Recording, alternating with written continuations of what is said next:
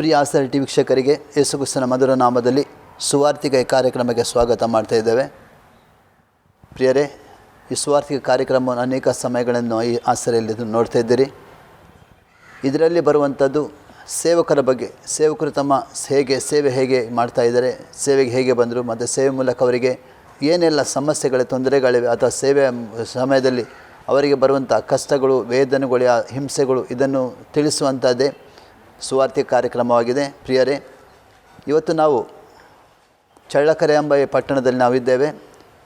ಈ ಪಟ್ಟಣದಲ್ಲಿ ಸೇವೆ ಮಾಡಿದ pastor Satish end time church ಇವರಲ್ಲಿ ನಾವು ಇದ್ದೇವೆ.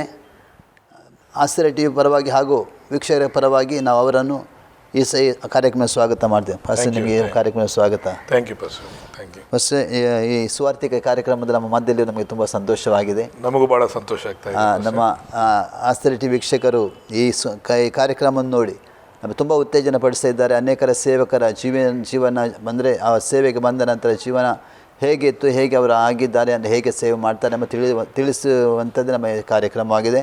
ಇದರ ಮೂಲಕ ಅನೇಕ ಜನರು ನಮಗೆ ಚೆನ್ನಾಗಿ ಕಾರ್ಯಕ್ರಮ ಮೂಡಿ ಬರ್ತದೆ. ಸೇವಕರ ಬಗ್ಗೆ ನಮಗೆ ತಿಳುವಳಿಕೆ ಇರಲಿಲ್ಲ. ಈಗ ಸೇವಕರು ಹೇಗೆ ಸೇವೆ ಮಾಡ್ತಾರೆ, ಎಷ್ಟು ಕಷ್ಟ ಇದೆ ಅವರಿಗೆ ಅಂತ ಅನೇಕ ನಮಗೆ ಫೋನ್ ಕಾರ್ಯಗಳು ಮಾಡ್ತಾರೆ. ಫಾಸ್ಟೇ, ತಾವು ಯಾವ ಊರಿನವರು ಫಾಸ್ಟೇ? ನಾನು ಮೂಲತಃ ಬ್ಯಾಂಗ್ಳೂರಿನವನು. ದೇವರ ಸೇವೆ ಕರೆ ಬಂದ ಮೇಲೆ ನಾನು ಅನೇಕ ಕಡೆ ಪ್ರಾಂತ್ಯಗಳಲ್ಲಿ ಸೇವೆ ಮಾಡಿದ ನಂತರವಾಗಿ ನಾನು ಕಳೆದ 18 ವರ್ಷದಿಂದ ಈಗ ಚಳ್ಳಕೆರೆಯವನಾಗಿದ್ದೇನೆ. ಫಸ್ಟ್ ನಿಮ್ಮ ಹುಟ್ಟೂರೇ ಬ್ಯಾಂಗ್ಳೂರು? ನಾನು ಹುಟ್ಟಿದವರು ಬ್ಯಾಂಗ್ಳೂರು.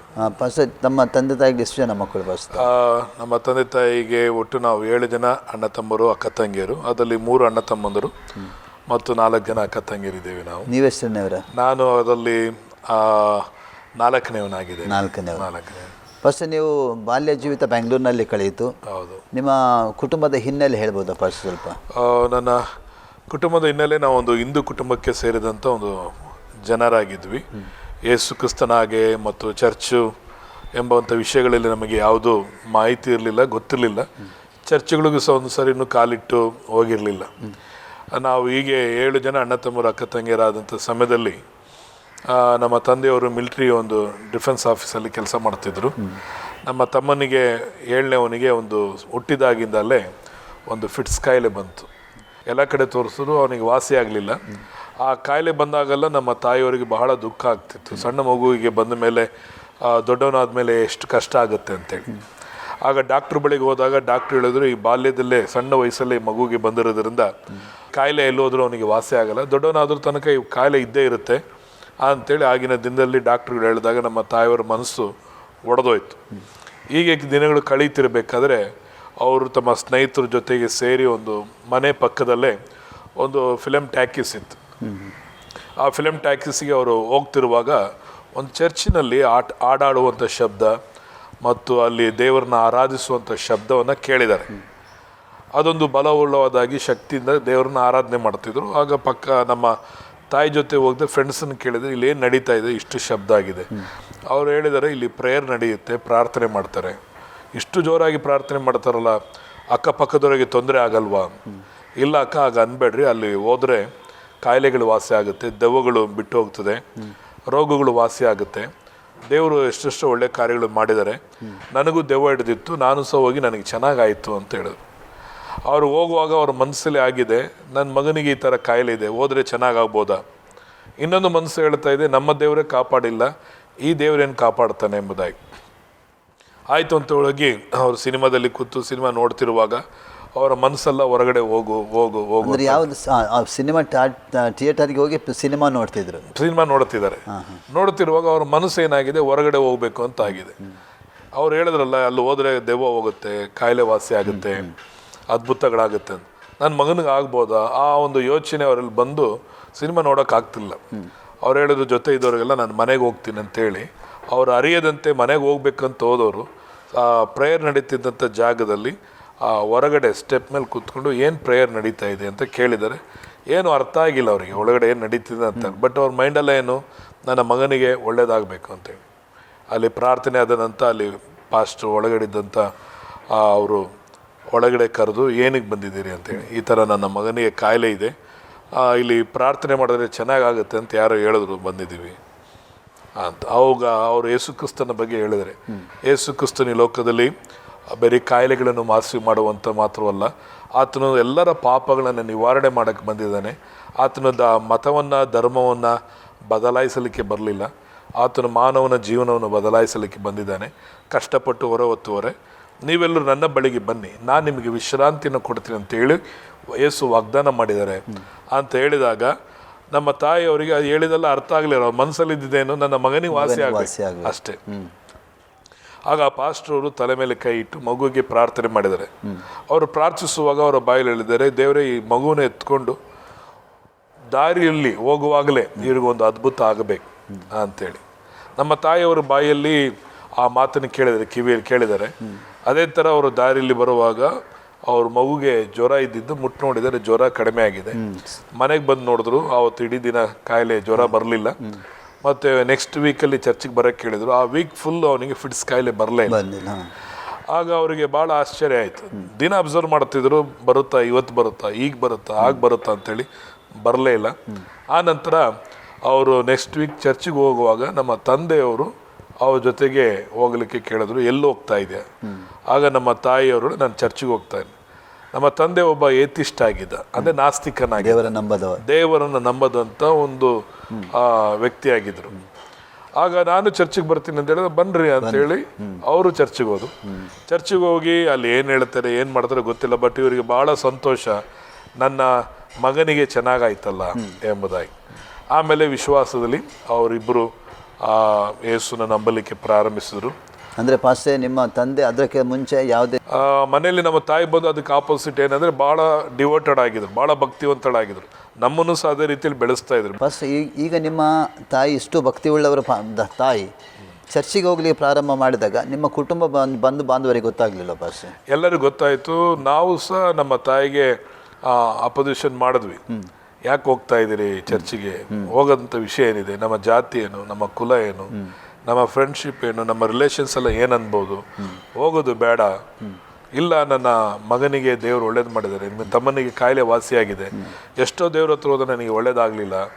ಆಗ ನಾವು ಹೇಳಿದ್ರೆ, ದೇವ್ರು ಒಳ್ಳೇದು ಮಾಡಿದ್ದಾನೆ ಅಂದರೆ ದೇವರಿಗೆ ಒಂದು ಕಾಣಿಕೆ ಕೊಟ್ಟು ಬಿಟ್ಟು ಬಿಡ್ಬೋದಾಯ್ತಲ್ಲ. ಕಾಣಿಕೆ ಕೊಟ್ಟು ಬಿಟ್ಟು ನಮ್ಮ ದೇವ್ರನ್ನ ನಾವು ಬಿಡಬಾರ್ದು ಅಂತ ಹೇಳಿ ನಾನು ಹೇಳಿದಾಗ, ಇದು ಆಗಲ್ಲ, ನಿಮಗೆ ಹೋಗ್ತಾ ಹೋಗ್ತಾ ಗೊತ್ತಾಗುತ್ತೆ ಅಂತ ಹೇಳಿ ಅವ್ರು ಹೇಳಲಿಕ್ಕೆ ಪ್ರಾರಂಭಿಸಿದ್ರು. ನಾವು ಅವ್ರ ಮಾತನ್ನು ಕೇಳ್ತಿರ್ಲಿಲ್ಲ, ಅವ್ರಿಗೆ ವಿರೋಧವಾಗಿಯೇ ನಾವು ಆಪೋಸಿಷನ್ ಮಾಡ್ತಿದ್ವಿ. ನಮ್ಮ ರಿಲೇಷನ್ಸ್ ಎಲ್ಲ ಬಂದು ಭಾಳಷ್ಟು ಗಲಾಟೆ ಮಾಡಿದ್ರು. ನಮ್ಮ ತಾಯಿನ ನಮ್ಮ ರಿಲೇಷನ್ಸು ಬಂದು ಲಿಟ್ರಲ್ ಆಗಿ ಹೊಡೆದ್ರು, ಚರ್ಚಿಗೆ ಹೋಗಬೇಡ ಎಂಬುದಾಗಿ. ಒಮ್ಮೆ ಒಬ್ಬ ವ್ಯಕ್ತಿ ಕುಡಿದು ಬಂದು ಹೊಡಿಲಿಕ್ಕೆ ಬಂದಾಗ ಅವನು ತಲೆ ಸುತ್ತು ಕೆಳಗೆ ಬಿದ್ದ, ಏನು ಬೆಳಕು ಕಾಣ್ತಾ ಇದೆ ಅಂತೇಳಿ. ಆಮೇಲೆ ಇನ್ನೊಬ್ಬ ನಮ್ಮ ದೊಡ್ಡಮ್ಮ ಅವರು ಬಂದರು, ಅವರು ಸಹ ಹೊಡಿಲಿಕ್ಕೆ ಬಂದಾಗ ಅವರು ಸಹ ಅದೇ ಥರ ಕೆಳಗೆ ಬಿದ್ದು ಸುಮಾರು 1 hour 1.5 hours ಅನ್ಕಾನ್ಷಿಯಸ್ ಆಗಿದೆ. ಅಮ್ಮನಿಗೆ ಹೊಡಿಲಿಕ್ಕೆ ಬಂದಾಗ ಆಗ ಮತ್ತೆ ಪ್ರಾರ್ಥನೆ ಮಾಡಿ ನಾವು ಎಬ್ಬಿಸಿದ್ವಿ. ಆಗ ಅವರು ಮತ್ತೆ ಏನು ಮಾತಾಡಲಿಲ್ಲ.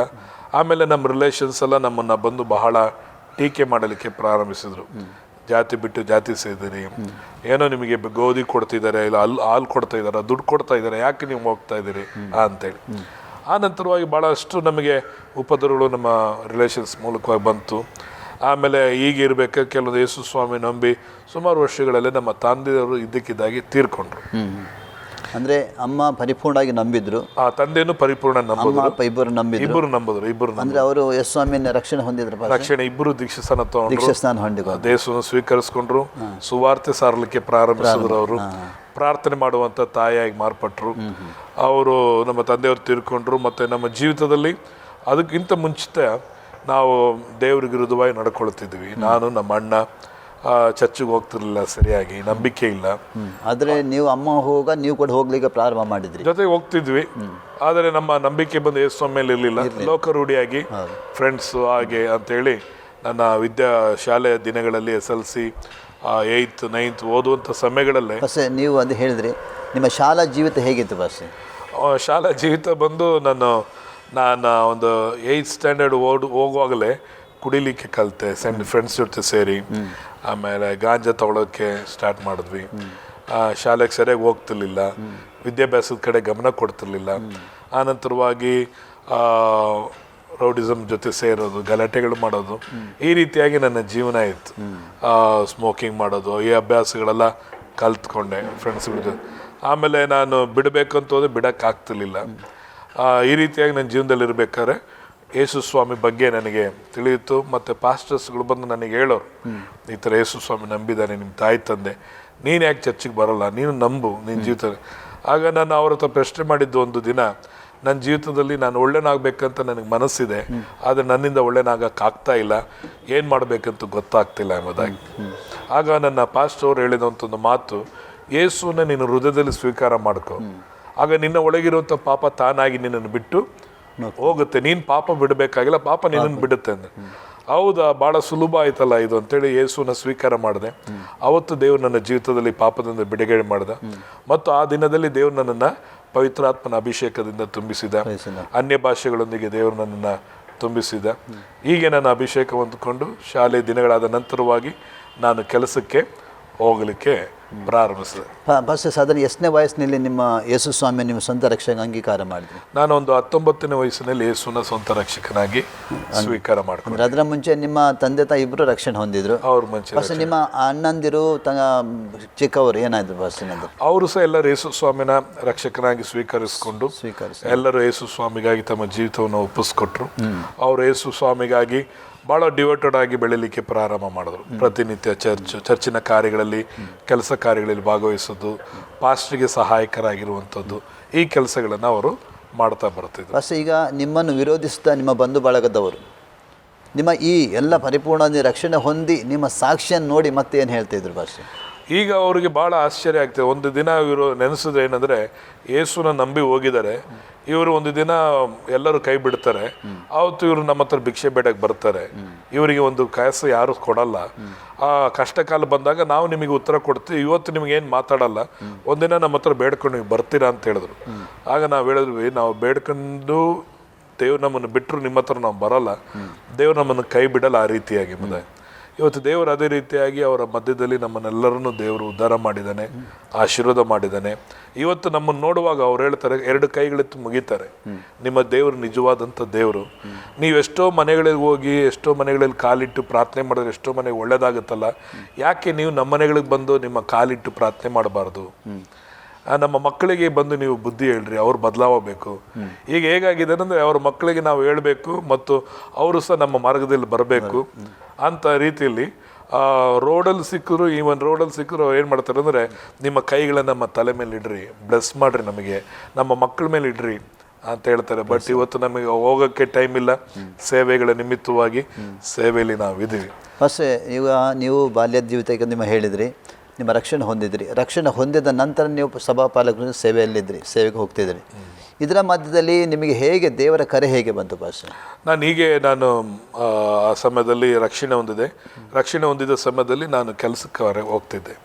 ಒಂದು ಫೋಟೋ ಸ್ಟುಡಿಯೋದಲ್ಲಿ ನಾನು ಫೋಟೋ ಪ್ರಿಂಟರ್ ಆಗಿ ಕೆಲಸ ಮಾಡ್ತಿರುವಾಗ, ಅದಕ್ಕಿಂತ ಮುಂಚಿತವಾಗಿ ನಾವು ರಕ್ಷಣೆ ಹೊಂದಿದ ದಿನದಿಂದ ಪ್ರತಿದಿನ ಸೇವೆ ಎಂಬುದು ನಮ್ಮ ಬ್ಲಡ್ಡಲ್ಲಿ ಬಂದ್ಬಿಡ್ತು.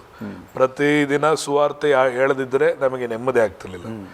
ಒಂದು ಬ್ಯಾಗಲ್ಲಿ ಕರಪತ್ರ ತೊಗೊಳೋದು, ಆ ಕರಪತ್ರ ತೊಗೊಂಡು ಪ್ರತಿಯೊಬ್ಬರಿಗೆ ಕೊಡೋದು, ಬೆಳಿಗ್ಗೆ 5 ಗಂಟೆಗೆ ಎದ್ದು ಪ್ರಾರ್ಥನೆ ಮಾಡಿ 5:30 6:30 7:30 8:00 ತನಕ ಪ್ರತಿ ಬೀದಿಗಳಲ್ಲಿ ಮೂಲೆಗಳಲ್ಲಿ ಬೋರ್ವೆಲ್ಲು ಮತ್ತು ನಲ್ಲಿ ನೀರಿಡಿಯೋ ಜಾಗದಲ್ಲಿ ಅಲ್ಲಿ ನಿಂತು ಯೇಸು ಕ್ರಿಸ್ತನ ಬಗ್ಗೆ ಸುವಾರ್ತೆ ಆಡೋದು. ಶ್ರೀ ಯೇಸು ನಾಮ ಅತಿಶಯ ನಾಮ, ಬನ್ನಿರಿ ಸಮಯ ಇದುವೆ ಎಂಬ ಈ ಹಾಡುಗಳನ್ನು ಹಾಡಿ ಸುವಾರ್ತೆ ಸಾರಿ ವಾಕ್ಯಗಳನ್ನು ಅವ್ರಿಗೆ ಹೇಳಿ, ಮತ್ತೆ ಅಲ್ಲೇ ಆಲ್ಟರ್ ಕಾಲ್ ಕೊಟ್ಟು ಯಾರಾದರೂ ಬಂದರೆ ಅವ್ರಿಗಾಗಿ ಪ್ರಾರ್ಥನೆ ಮಾಡ್ತಿದ್ವಿ. ಹೀಗೆ ಟೌನಲ್ಲಿ ಬೆಂಗಳೂರಲ್ಲಿ ಮಾಡ್ತಿದ್ವಿ, ಬೆಂಗಳೂರಿನ ಹೊರಗಡೆ ಇರುವಂಥ ಹಳ್ಳಿಗಳಲ್ಲಿ ಹೋಗ್ತಿದ್ವಿ, ಬೇರೆ ಬೇರೆ ಊರುಗಳಲ್ಲಿ ಹೋಗಿ ಇದೇ ರೀತಿಯಾಗಿ ಬಸ್ ಸ್ಟ್ಯಾಂಡ್ಗಳಲ್ಲಿ ಮತ್ತು ಇಂಥ ಜಾಗ ಅಂತ ಎಲ್ಲ ಜಾಗದಲ್ಲಿ ಹೋಗಿ ಸುವಾರ್ತೆಯನ್ನು ಸಾರ್ತಿದ್ವಿ. ಆ ಕಾಲದಲ್ಲಿ ವಾಹನ ಸ್ವಲ್ಪ ಕಡಿಮೆ ಇತ್ತು. ನೀವು ಹೇಗೆ ಹೋಗ್ತಿದ್ರಿ? ಸೈಕಲ್ ಮೇಲೆ ಹೋಗ್ತಿದ್ರೆ ನಡ್ಕೊಂಡು ಹೋಗ್ತಿದ್ರ? ಆರಂಭದಲ್ಲಿ ನಡ್ಕೊಂಡು ಹೋಗ್ತಿದ್ವಿ, ಸುಮಾರು 15 ಕಿಲೋಮೀಟ್ರ್ 20 ಕಿಲೋಮೀಟ್ರ್ ಸೈಕಲಲ್ಲಿ ಆಮೇಲೆ ನಡ್ಕೊಂಡು ಹೋಗ್ತಿದ್ವಿ. ಆನಂತರ ಸೈಕಲ್ ಇರ್ತಿರ್ಲಿಲ್ಲ. ದೇವರು ಅದ್ಭುತವಾಗಿ ಒಂದು ಸೆಕೆಂಡ್ ಹ್ಯಾಂಡ್ ಸೈಕಲ್ ಕೊಟ್ಟರು ನನಗೆ. ಆ ಸೆಕೆಂಡ್ ಹ್ಯಾಂಡ್ ಸೈಕಲಲ್ಲಿ ನಾನು ಹಳ್ಳಿಗಳ ಮೇಲೆ ಹೋಗ್ತಿದ್ದೆ. ಎಷ್ಟು ದೂರ ಹೋಗ್ತಿದ್ರಿ ಪಾಸ್? ಸುಮಾರು ಒಂದು 35 kilometre 50 kilometre up and down 70 kilometre ಆಗ್ತಿತ್ತು. ಅದರಲ್ಲಿ ಡಬಲ್ಸ್ ಹೋಗ್ತಿದ್ವಿ. ಡಬಲ್ಸಲ್ಲಿ ಹೋಗಿ ಸೈಕಲಲ್ಲಿ ಸುವಾರ್ತೆ ಸಾರಿ ಹಳ್ಳಿ ಹೋಗಿ ಹೌದು ಹೌದು. ನನ್ನ ಜೊತೆ ಇರೋರಿಗೆ ಸೈಕಲ್ ಇರ್ತಿರ್ಲಿಲ್ಲ, ಆಗ ಅವರಿಗೆ ಬಾಡಿಗೆ ಸೈಕಲ್ನ ಕೊಡಿಸಿ ನನ್ನ ಹತ್ರ ಸೈಕಲ್ ಜೊತೆಯಾಗಿ ಟೀಮ್ ಆಗಿ ಎಲ್ಲ ಯೂತ್ಗಳೆಲ್ಲ ಹೋಗಿ ಸೇವೆ ಮಾಡ್ತಿದ್ದೆ. ಫಸ್ಟ್ ಈ ಪ್ರಾರಂಭದ ನಿಮ್ಮ ಸೇವೆಗೆ ನಿಮ್ಮ ಕುಟುಂಬದ, ನಿಮ್ಮ ತಾಯಿ ತಂದೆ, ನಿಮ್ಮ ಕುಟುಂಬದ ನಿಮಗೆ ಸಹಕಾರ ಆಯ್ತಾ? ನನ್ನ ತಾಯಿಯಿಂದ ಬಹಳಷ್ಟು ನಮಗೆ ಸಹಕಾರ ಇತ್ತು. ನಮ್ಮ ತಾಯಿಯವರು ಪ್ರತಿದಿನ ಅವರ ಪ್ರಾರ್ಥನೆ ಏನಂದರೆ, ನನ್ನ ಮಕ್ಕಳೆಲ್ಲರೂ ಸೇವೆ ಮಾಡಬೇಕೆಂಬುದಾಗಿ. ಎಲ್ಲ ಮಕ್ಕಳು ಸೇವೆ ಮಾಡಬೇಕು. ಅವ್ರಿಗೆ 7 ಜನ ಮಕ್ಕಳಿದ್ದಾಗ ಯಾರಾದರೂ ಕೇಳಿದ್ರೆ ನಿಮಗೆ ಎಷ್ಟು ಜನ ಮಕ್ಕಳಂದರೆ ಹೇಳ್ಕೊಳಕ್ಕೆ ನಾಚಿಕೆ ಪಡ್ತಾ ಇದ್ರು.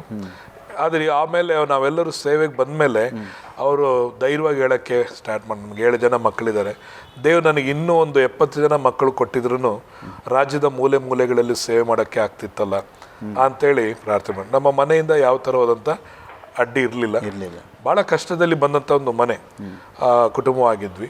ಆದರೆ ಆ ಸಮಯದಲ್ಲಿ ಸೇವೆಗಾಗಿ ನಮ್ಮ ತಾಯಿಯವರು ಸಹ ಬಹಳ ಪ್ರೋತ್ಸಾಹ ಮಾಡಿದ್ರು. ಅವರ ಒಂದು ಪ್ರೋತ್ಸಾಹದಿಂದ ಇವತ್ತು ನಮ್ಮ ಮನೆಯಲ್ಲಿ 7 ಜನ ಅಣ್ಣ ತಮ್ಮರು, ಅಕ್ಕ ತಂಗಿರು ಎಲ್ಲರೂ ಸೇವೆಯಲ್ಲಿದ್ದಾರೆ, ಇವತ್ತಿದ್ದಾರೆ. ಎಲ್ಲರೂ ಸೇವೆಯಲ್ಲಿದ್ದಾರೆ. ಎಲ್ಲರಿಗೂ ಚರ್ಚಸ್ ಇದೆ. ಎಲ್ಲರೂ ಸೇವೆಗಳನ್ನು ಮಾಡ್ತಾ ಬರ್ತಾ ಇದ್ದೀವಿ. ಫಸ್ಟ್ ಈಗ ನೀವು ಪ್ರಾರಂಭದಲ್ಲಿ ಕರಪತ್ರ ಹಂಚುವಂಥ ಈ ಸೇವೆ ಎಲ್ಲ ಮಾಡಿದಿರಿ. ಹೌದು. ನಂತರ ನೀವು ಏನಾದರೂ ಸತ್ಯವೇದ ಶಾಲೆಗೆ ಏನಾದರೂ ಹೋದ್ರ ಪಾಸ್ಟ್ರೆ? ನಾನು ಶಾರ್ಟ್ ಟೈಮ್ ಬೈಬಲ್ ಕಾಲೇಜ್ಗಳಿಗೆ ಹೋಗಿದ್ದೀನಿ. ಹಾಗೆ ಬೈಬಲ್ ಕಾಲೇಜನ್ನು ಕಲ್ತಿದ್ದೀನಿ ನಾನು. ನಿಮ್ಗೆ ನೀವೀಗ ಪೂರ್ಣ ಸೇವೆಗೆ ಹೇಗೆ ಬಂದ್ರಿ ಪಾಸ್ಟ್ರೆ? ಅಂದರೆ ಪೂರ್ಣ ಸೇವೆಗೆ ಬರಬೇಕಾದ್ರೆ ದೇವರು ನಿಮ್ಮ ಹತ್ರ ಮಾತಾಡಿದನ, ಅಥವಾ ನಿಮಗೆ ಯಾರಾದರೂ ಪ್ರವಾದನೆ ಹೇಳಿದನ, ಅಥವಾ ದೇವರ ಕನಸಿನ ಮೂಲಕ ಹೇಗೆ ದರ್ಶನ ಆದರೂ ಕೊಟ್ಟರೆ ಹೇಗೆ ಪಾಸ್ಟ್ರೆ? ಓಕೆ. ಸೊ ನಾನು ಸೇವೆಗಳನ್ನು ಪಾರ್ಟ್ ಟೈಮ್ ಸೇವೆ ಮಾಡ್ತಿದ್ದೆ. ಕೆಲಸ ಮಾಡಿಕೊಂಡು ಈ ರೀತಿಯಾದ ಕರಪತ್ರ ಸೇವೆ, ಔಟ್ರೀಚ್ ಸೇವೆ, ಪಾಸ್ಟೊಟ್ಟಿಗೆ ಸಹಾಯ ಮಾಡುವಂಥದ್ದು, ಪ್ರೇಯರ್ಸ್ ಎಲ್ಲ ನಡೆಸೋದು, ಪ್ರತಿದಿನ ಸೇವೆಗಳನ್ನು ಮಾಡ್ತಿರುವಾಗ ದೇವರು ನನ್ನನ್ನು ಪ್ರಾರ್ಥನೆ ಮಾಡುವಂಥ ಸಮಯಗಳಲ್ಲಿ ಶಬ್ದ ನನ್ನ ಕಿವಿಗಳಿಗೆ ಕೇಳ್ತಿದ್ದು, ಬೆಳೆಯು ಬಹಳ, ಕೆಲಸದವರು ಕಡಿಮೆ, ನನ್ನನ್ನು ಹಿಂಬಾಲಿಸು, ನಾನು ನಿನ್ನ ಮನುಷ್ಯ ಹಿಡಿಯುವಂಥ ಬೆಸ್ತನಾಗಿ ಮಾಡುತ್ತೇನೆ ಎಂಬುದಾಗಿ. ಆಗ ನಾನು ದೇವರಿಗೆ ಹೇಳ್ತಿದ್ದೆ, ನಾನು ಸೇವೆ ಮಾಡ್ತಾ ಇದ್ದೀನಿ, ಇನ್ಯಾಕೆ ನಾನು ಫುಲ್ ಟೈಮ್ ಬರಬೇಕು? ನಾನು ಕೆಲಸ ಮಾಡಿ ನಾನು ದುಡಿದಲ್ಲಿ ಸೇವಕರುಗಳಿಗೆ ಸೇವೆಗೆ ಹೆಲ್ಪ್ ಮಾಡ್ತೀನಿ. ನನ್ನ ಕುಟುಂಬದಲ್ಲಿ ಭಾಳ ಕಷ್ಟ ಇದೆ, ಅದನ್ನು ಸಹ ನಾನು ನೋಡಬೇಕು ಎಂಬುದಾಗಿ ಪ್ರತಿ ಸಾರಿ ನನ್ನ ದೇವರಿಗೆ ಆತನೇ ಪ್ರತಿ ಉತ್ತರ ಕೊಡ್ತಾ ಇದೆ. ಒಂದಿನ ನಾನು ಪ್ರಾರ್ಥನೆ ಮಾಡಬೇಕಂತ ಒಂದು 3 days ಫಾಸ್ಟಿಂಗ್ ಪೀರಿಯಡ್ ಇದ್ದು ಪ್ರಾರ್ಥನೆ ಮಾಡೋಣ ಅಂಥೇಳಿ ಒಂದು ರೂಮಲ್ಲಿ ಕೂತು ಪ್ರಾರ್ಥನೆ ಮಾಡುವಾಗ ಪ್ರಾರ್ಥನೆಯಲ್ಲಿ ಆ ಕೋಣೆಯಲ್ಲಿ ಒಂದು ದೊಡ್ಡ ಬೆಳಕು ಆ ಮನೆ ತುಂಬ ಹೊಳೆಯಿತು. ಸೊ ನಾನು ಕಣ್ತೆರೆದು ನೋಡಿದೆ, ಮತ್ತೆ ಆ ಬೆಳಕು ಕಾಣಲಿಲ್ಲ. ಆಮೇಲೆ ಒಂದು ಸ್ವರ ನನ್ನ ಹೆಸರು ಹೇಳಿ ಸತೀಶ್ ಎಂಬುದಾಗಿ ಹೇಳಿ ಕರೆಯುವಂಥ ಹಾಗೆ ಮಾತಾಡ್ತು. ಯಾರೋ ನನ್ನನ್ನು ಕರೀತಾ ಇದ್ದಾರಂತೆ. ರೂಮಿಂದ ಹೊರಗಡೆ ಬಂದು ನೋಡ್ತೀನಿ, ಒಬ್ಬರೂ ಇಲ್ಲ. ಮತ್ತೆ ಬಾಗಿಲು ಹಚ್ಕೊಂಡು ಪ್ರಾರ್ಥನೆ ಮಾಡುವಾಗ ಮತ್ತೆ ಸ್ವರ ಉಂಟಾಯಿತು, ಮತ್ತೆ ಆ ಬೆಳಕು ಉಂಟಾಯಿತು. ಆ ಬೆಳಕಲ್ಲಿ ದೇವರು ನನ್ನೊಟ್ಟಿಗೆ ಮಾತಾಡಲಿಕ್ಕೆ ಪ್ರಾರಂಭಿಸು. ಸೇಮ್ ಅದೇ ವರ್ಡ್ಸ್. ಬೆಳಕು ಮಾತ್ರ ಕಾಣ್ತಿತ್ತು, ಬೆಳಕು ಕಾಣ್ತಿದೆ. ಅದರಿಂದ ಒಂದು ಸ್ವರ ನನಗೆ ಬರ್ತಾ ಇದೆ, ಬೆಳೆಯು ಬಹಳ, ಕೆಲಸದವರು ಕಡಿಮೆ, ನನ್ನನ್ನು ಹಿಂಬಾಲಿಸು. ನನ್ನ ಹೆಸರು ಇಟ್ಟು ದೇವರು ಕರೀತಿದ್ರು. ಆಗ ನಾನು ದೇವರಿಗೆ ಆಯಿತು ಅಂತೇಳಿ ಏನು ಮಾತಾಡೋಕ್ಕಾಗಲಿಲ್ಲ. ದೇವ್ರಿಗೆ ಸಂಪೂರ್ಣ ನಾನು ಒಪ್ಪಿಸ್ಕೊಟ್ಟೆ. ನಾನು ಸಂತೋಷದಿಂದ ದೇವ್ರು ಮಾತಾಡಿದ್ರು ಅಂತೇಳಿ ನನ್ನ ಪಾಸ್ಟರ್ಗೆ ಹೋಗಿ ಹಂಚ್ಕೊಂಡೆ. ಆಗ ಪಾಸ್ಟರ್ ಹೇಳಿದ್ರು, ದೇವ್ರು ಮಾತಾಡುವಾಗ ಸಂಪೂರ್ಣವಾಗಿ ಮಾತಾಡ್ತಾನೆ, ಯಾವ ಥರ ಸೇವೆ ಇದೆ ನಿನಗೆ, ಯಾವ ಥರ ಸೇವೆ ಇದೆನೋ ಅದನ್ನು ಕನ್ಫರ್ಮ್ ಮಾಡ್ಕೊಳ್ಬೇಕು. ಸುವಾರ್ತಿಕ ಸೇವೆ ಇದೆ, ಅಪೋಸ್ತಲ ಸೇವೆ ಇದೆ, ಆಮೇಲೆ ಪ್ರವಾದಿಗಳ ಸೇವೆ ಇದೆ, ಸಭಾಪಾಲಕನ ಸೇವೆ ಇದೆ. ಆಗ ನಾನು ದೇವರೊಟ್ಟಿಗೆ ಮತ್ತು ಪ್ರಾರ್ಥನೆ ಮಾಡೋಕ್ಕೆ, ದೇವ್ರು ನನಗೆ ಯಾವ ಸೇವೆ ಇದೆ, ನಾನು ಏನು ಮಾಡಬೇಕು. ಆಗ ದೇವ್ರು ನಾನು ಇವತ್ತೇನು ಸೇವೆ ಮಾಡ್ತಿದ್ದನೋ ಆ ಸೇವೆಯ ಬಗ್ಗೆ ನನ್ನ ಜೀವಿತದಲ್ಲಿ ದೇವರು ಮಾತಾಡಲಿಕ್ಕೆ ಪ್ರಾರಂಭಿಸೋರು. ಆಗ ದೇವರಿಗೆ ನಾನು ಒಪ್ಪಿಸ್ಕೊಟ್ಟೆ. ಆದರೆ ಇವತ್ತೇನು ಸೇವೆ ಮಾಡಿದೆ ಅವತ್ತು ನನಗೇನು ಅರ್ಥ ಆಗಲಿಲ್ಲ. ಬಟ್ ಆವತ್ತಿನ ದಿನಗಳಲ್ಲಿ ಒಂದು ಇವಾಂಜಲಿಸ್ಟ್ ಥರ ಎಲ್ಲ ಕಡೆಗಳು ಹೋಗಿ ಸೇವೆಗಳನ್ನು ಮಾಡ್ತಿದ್ದೆ. ದೇವರ ಕಾಲಕ್ರಮೇಣ ನನ್ನ ಸೇವೆಗಳನ್ನು ದೃಢಪಡಿಸಿದ್ರು. ಈಗ 18 ವರ್ಷಗಳಿಂದ ನಾನು ಇಲ್ಲಿ ಸೇವೆ ಬಂದಿದ್ದೀನಿ. ಅಂದರೆ ಅಲ್ಲಿ ಸೇವೆ ಮಾಡಿ ಸಭಾಪಾಲಕರ ಜೊತೆಯಲ್ಲಿ ಸೇವೆ ಮಾಡಿ, ಹೌದು, ಕಡೆಗೆ ಪೂರ್ಣಕಾಲಿಕವಾದ ಸೇವೆಗೆ ನೀವು ಬಂದ್ರಿ. ಹೌದು, ಪೂರ್ಣಕಾಲಿಕವಾದ ಸೇವೆಗೆ ಬಂದು 18 ವರ್ಷ ಆಯಿತು. ಇಲ್ಲ, ಪೂರ್ಣ ಸೇವೆಗೆ ಬಂದು ನಾನು ಇವಾಗ ಒಂದು 27 ವರ್ಷ ಆಯಿತು. 27 ವರ್ಷಗಳು. 7 ವರ್ಷ. ಹೌದು. ಅಂದರೆ ಈ ಸ್ಥಳಕ್ಕೆ ಬಂದು ಇಲ್ಲಿ ಬಂದು ನನಗೆ ಒಂದು 18 ವರ್ಷ ಆಗಿದೆ. 18 ವರ್ಷ ಆಯಿತು. ಫಸ್ಟ್ ಈಗ ನೀವು ಸುವಾರ್ತೆ ಸೇವೆ ಮಾಡ್ತಿದ್ರಿ. ಪ್ರಾರಂಭ ದಿನಗಳಲ್ಲಿ ಹಳ್ಳಿಗೆ ಹೋಗಿ ಸುವಾರ್ತೆ ಸೇವೆ ಮಾಡ್ತಿದ್ರಿ. ಜನಗಳ ವಿರೋಧ ಬರ್ತಿರ್ಲಿಲ್ಲ? ಜನಗಳಿಗೆ ನಿಮಗೆ ಏನು ಬೈಯೋದಾಗ್ಲಿ ಹೊಡೆಯೋದಾಗ್ಲಿ ಅಂತ ಏನಾದರೂ ಸಂಗತಿ ಆಗಲಿಲ್ವ? ಭಾಳಷ್ಟುಗಳು ಬಂದಿದೆ, ಭಾಳಷ್ಟುಗಳು. ಅದರ ಬಗ್ಗೆ ಸ್ವಲ್ಪ ಹೇಳಿ. ಸುವಾರ್ತೆ ಸಾರುವಾಗ ಕರಪತ್ರನ ಇಸ್ಕೊಳ್ಳೋದು, ಸುಡೋದು, ಮತ್ತೆ ಹೊಡೆದಿದ್ದಾರೆ, ಬಹಳಷ್ಟು ಕಡೆ ಹೊಡೆದಿದ್ದಾರೆ. ಆಮೇಲೆ ಪೊಲೀಸ್ ಸ್ಟೇಷನ್ ಕರ್ಕೊಂಡು ಹೋಗಿದ್ದಾರೆ, ಪೊಲೀಸ್ ಸ್ಟೇಷನ್ ಕುಂಡ್ರಿಸಿದ್ದಾರೆ. ಪೊಲೀಸವ್ರು ನಮ್ಮನ್ನ ಪಿಟಿ ಕೇಸ್ ಬರ್ಕೊಂಡಿದ್ದಾರೆ, ಮತ್ತೆ ಈ ಹಳ್ಳಿಗೆ ನೀವು ಬರಲ್ಲ ಅಂತೇಳಿ ಬರ್ಕೊಡ್ರಿ ಅಂತೇಳಿ ಬರ್ಕೊಂಡಿದ್ದಾರೆ. ನಾನು ನಮ್ಮ ಮಿಸ್ಸಸ್ ಸಹ ಸೇವೆ ಮಾಡುವಾಗ ಪ್ರಾರ್ಥನೆ ನಡೆಸಲಕ್ಕೆ ಹೋದಾಗ ಪೊಲೀಸರು ಬಂದು ಜೀಪಲ್ಲಿ ಹಾಕೊಂಡು ಹೋಗಿ ಒಂದು ಇಡೀ ಸಾಯಂಕಾಲ ಬೆಳಗಿಂದ ಸಾಯಂಕಾಲ ತನಕ ಜೈಲಲ್ಲಿ ಕುಂಡ್ರಿಸಿದ್ದಾರೆ. ಆಮೇಲೆ ಬರ್ಸ್ಕೊಂಡು ಕಳಿಸಿದ್ದಾರೆ. ಸುವಾರ್ತೆ ನಿಮಿತ್ತವಾಗಿ ಅಷ್ಟು ಸರಿ ಒಡ್ಸ್ಕೊಂಡಿದ್ವಿ. ಆ ರೀತಿ ಎಲ್ಲ ಉಪದ್ರವಗಳು ಬಂದಿದೆ. ಫಸ್ಟ್ ನೀವು ಹೇಳಿದ್ರಿ ನೀವು ಮಿಸ್ಸಸ್ ಅಂತ. ಫಸ್ಟ್ ನಿಮ್ಗೆ ಎಷ್ಟು ವರ್ಷ ಆಯ್ತು ಮದುವೆ ಆಗಿ? ನನಗೆ ಇವಾಗ ಒಂದು 20 ವರ್ಷ ಆಗ್ತಾ ಇದೆ ಮದುವೆ. 20 ವರ್ಷ ಅಂದರೆ ರಕ್ಷಣೆ ಹೊಂದಿದ ನಂತರ ನೀವು ಮದುವೆ ಆದದ್ದು? ಹೌದು. ಅಲ್ಲ? ಹೌದು. ಅಂದರೆ ನಿಮ್ಮ ಮಿಸ್ಸಸ್ ಎಲ್ಲಿ ಅವರು ಫಸ್ಟ್? ಅವರು ಮೈಸೂರು ಡಿಸ್ಟ್ರಿಕ್ನವರು. ಮೈಸೂರು ಡಿಸ್ಟ್ರಿಕ್ಟ್ ಹುಣಸೂರು ತಾಲೂಕಿನವರು ಆಗಿದ್ದಾರೆ. ಅವರು ರಕ್ಷಣೆ ಹೊಂದಿ ಸಭೆಯಲ್ಲಿದ್ದರು? ಹೌದು, ರಕ್ಷಣೆ ಹೊಂದಿ ಅವರು ಫುಲ್ ಟೈಮ್ಗಾಗಿ ಸೇವೆಗೆ ಒಪ್ಪಿಸ್ಕೊಟ್ಟಿದ್ರು. ಫಸ್ಟ್ ನಿಮ್ದು ಲವ್ ಮ್ಯಾರೇಜ್ ಅಲ್ಲ ಅರೇಂಜ್ಡ್ ಮ್ಯಾರೇಜ್? ನಮ್ದು ಅರೇಂಜ್ ಮ್ಯಾರೇಜ್ ಆಗಿದೆ. ಅಂದರೆ ನಿಮ್ಮ ಕುಟುಂಬದವ್ರು ನೋಡಿ, ಕುಟುಂಬದವರು ನಮ್ಮ ಸಭಾಪಾಲಕರು ನೋಡಿ ನಮಗೆ ಮ್ಯಾರೇಜ್ ಮಾಡಿ. ಫಸ್ಟ್ ನೀವು ಪೂರ್ಣ ಸೇವೆಯಲ್ಲಿ ಇದ್ದೀರಿ, ಪೂರ್ಣ ಸೇವೆಯಲ್ಲಿ ನೀವು ಸೇವೆ ಮಾಡ್ತಾ ಇದ್ದೀರಿ. ಹೌದು. ಈ ಸೇವೆ ಅನುಭವ ಸ್ವಲ್ಪ ನೀವು ಹೇಳ್ಬೋದು ಫಸ್ಟ್? ಪೂರ್ಣ ಕಾಲಿಗೆ ಸೇವೆ ಬಂದ ನಂತರ ನಿಮ್ಮ ಅನುಭವ ಸ್ವಲ್ಪ ಹೇಳ್ಬೋದಾ? ಪೂರ್ಣಕಾಲ ಸೇವೆ ಬಂದಾಗ ಈ ಸೇವೆ ಎಂಬುದಾಗಿ ಏನಂತ ನನಗೆ ಗೊತ್ತಿಲ್ಲಲ್ಲ. ಯೋಚನೆ ಮಾಡಿ, 27 ವರ್ಷದಲ್ಲಿ ಹಿಂದ್ಗಡೆ ಸೇವೆ ಮಾಡಬೇಕಂತ ಮನಸ್ಸು ಅಷ್ಟೇ. ಸೇವೆ ಅಂದರೆ ಏನು? ಕರಪತ್ರ ಕೊಡಬೇಕು, ಸುವಾರ್ತೆ ಸಾರಬೇಕು, ರೋಗಿಗಳನ್ನು ಭೇಟಿ ಆಗಬೇಕು, ಅದ್ಭುತ ಸೂಚನೆಗಳಿಗೆ ಆಗಬೇಕು, ಆ ರೋಗಿಗಳಿಗಾಗಿ ಪ್ರಾರ್ಥನೆ ಮಾಡಬೇಕು, ಈ ರೀತಿಯಾಗಿ ದೆವ್ವಗಳು ಬಿಡಿಸ್ಬೇಕು. ಇದೇ ನಮ್ಮ ಕರ್ತವ್ಯ ಆಗಿತ್ತು. ಅದೇ ಕೆಲಸ ಮಾಡ್ತಿದ್ವಿ. ನಾವು ಎಂದು ಯೋಚನೆ ಮಾಡಿರಲಿಲ್ಲ ನಾವು ದೊಡ್ಡವರಾಗಬೇಕು ಅಥವಾ ಏನು ಮಾಡಬೇಕು ಮುಂದೆ ಅಂತೇಳಿ ಯಾವತ್ತೂ ಯೋಚನೆ ಮಾಡಿರಲಿಲ್ಲ. ನಮ್ಮ ಮೈಂಡಲ್ಲಿ ಇದ್ದಿದ್ದಲ್ಲ ಸುವಾರ್ತೆ ಸಾರಲೇಬೇಕೆಂಬುದು. ಅದರಿಂದ ಈ ಸುವಾರ್ತೆ ಸಾರುವಂಥ ಸಮಯಗಳಲ್ಲಿ ಸೇವೆ ಮಾಡುವಾಗ ಅನೇಕ ಉಪದ್ರವಗಳು, ಕಷ್ಟಗಳು ಬಂದಿದೆ. ಇವತ್ತವರೆಗೂ ಆ ಕಷ್ಟಗಳನ್ನ ನಾವು ನೆನೆಸೋಕ್ಕಾಗಲ್ಲ. ಯಾಕಂದರೆ ಆ ಸೇವೆ ಮಾಡ್ತಿರೋ ಸಂತೋಷ ಆ ಕಷ್ಟಗಳೆಲ್ಲ ಮರೆಯಂತೆ ಮಾಡಿದೆ. ಆ ಕಷ್ಟದ ಪರಿಸ್ಥಿತಿಯಲ್ಲಿ ಕೂಡ ಅದು ಹೊಡೆತ, ಜನರಿಂದ ಹೊಡೆತ ತಿಂದು ಅಥವಾ ತಿರಸ್ಕಾರ ತಿಂದು ಅದರ ಮೂಲಕ ನೀವು ಸುವಾರ್ತೆಗೆ ಹೋಗ್ತಾ ಇದ್ವಿ. ಅಂದರೆ ಏನಿತ್ತು ಬಸ್? ಅಂದರೆ ಗುಟ್ಟಿ ಏನಾಗಿದೆ? ಆ ಕ್ರಿಸ್ತನ ಪ್ರೀತಿ ನಮ್ಮನ್ನು ಒತ್ತಾಯ ಮಾಡ್ತಾ ಇತ್ತು. ಕ್ರಿಸ್ತನ ಪ್ರೀತಿ ಒತ್ತಾಯ ಮಾಡ್ತಿತ್ತು. ಕರುವಿಕೆ ನಮ್ಮನ್ನ ನಡೆಸ್ತಾ ಇತ್ತು.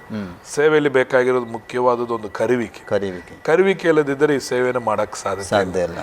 ಕರುವಿಕೆ ಇಲ್ದೇನೆ ಆತ ಎಂಥ ಒಳ್ಳೆ ವಿದ್ಯಾವಂತನಾಗಿರಲಿ, ಎಷ್ಟೇ ನಿಪುಣತೆ ಇರಲಿ, ಸೇವೆ ಮಾಡೋಕ್ಕಾಗದಿರ್ಬೋದು. ಆದರೆ ಕರುವಿಕೆ ಇದ್ದವನಿಗೆ ಏನು ಗೊತ್ತಿಲ್ಲದ್ರು ಸರಿ ದೇವರವರನ್ನ ನಡೆಸ್ತಾರೆ. ಎಷ್ಟೋ ಸರಿ ನಮ್ಮನ್ನ ಕೇಳ್ತಾರೆ, ನಿಮ್ಮ ಸೇವೆಯ ಗುಟ್ಟೇನು ಅಂತೇಳಿ. ಒಂದು ಆತನ ದೇವರ ಕೃಪೆ, ಎರಡನೇದಾಗಿ ಕರುವಿಕೆ. ಎರಡು ಇಲ್ದಿದ್ರೆ ಸೇವೆನ ಮಾಡಕ್ಕೆ ಆಗಲ್ಲ. ಆ ಒಂದು ಕರುವಿಕೆ, ಆ ಕೃಪೆ, ಆ ನಿಶ್ಚಯ ನನಗಿದೆ. ದೇವರು ನನಗೆ ಕೊಟ್ಟಿದ್ದಾರೆ. ಅದು ಫಸ್ಟ್ ಈ ಸ್ಥಳಕ್ಕೆ ನಾವು ಬಂದಿದ್ದೀರಿ. ಚಳ್ಳಕೆರೆ ಈ ಊರಿನಲ್ಲಿ ಸೇವೆ ಮಾಡ್ತಿದ್ರಿ ಕಳೆದ 18 ವರ್ಷಗಳಿಂದ.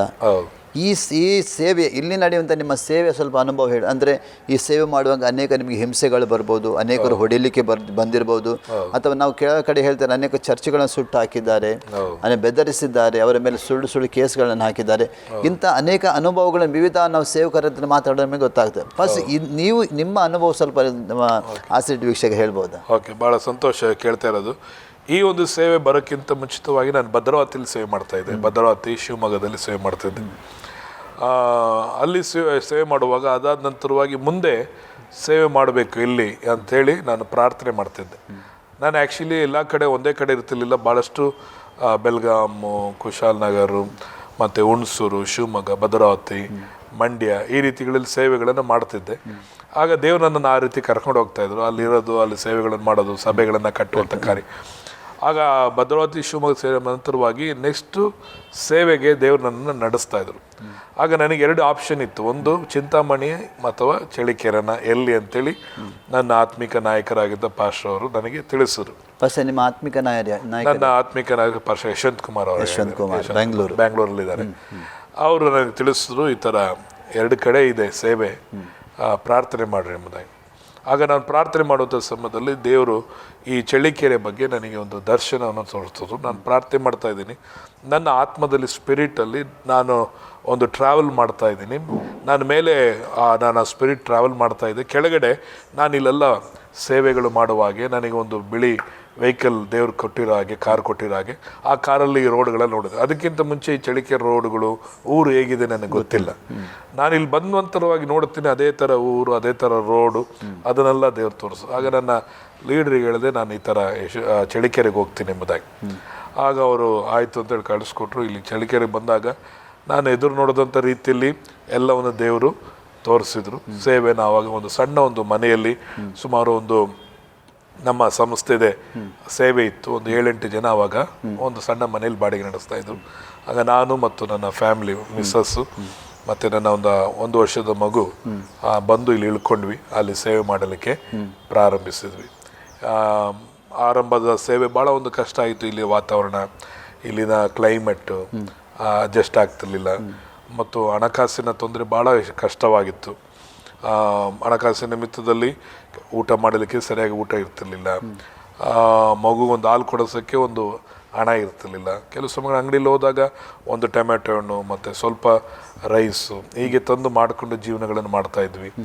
ಆ ರೀತಿಯಾಗಿ ಸೇವೆಗಳಲ್ಲಿ ಕಷ್ಟಪಟ್ಟು ಹೋಗ್ತಾ ಇದ್ವಿ. ಸೇವೆಗಳು ದೇವರು ಹಂತವಾಗಿ ಬೆಳೆಸಲಿಕ್ಕೆ ಪ್ರಾರಂಭಿಸಿದ, ಸೇವೆಯನ್ನು ದೇವರು ಕೊಡಲಿಕ್ಕೆ ಪ್ರಾರಂಭಿಸಿದ.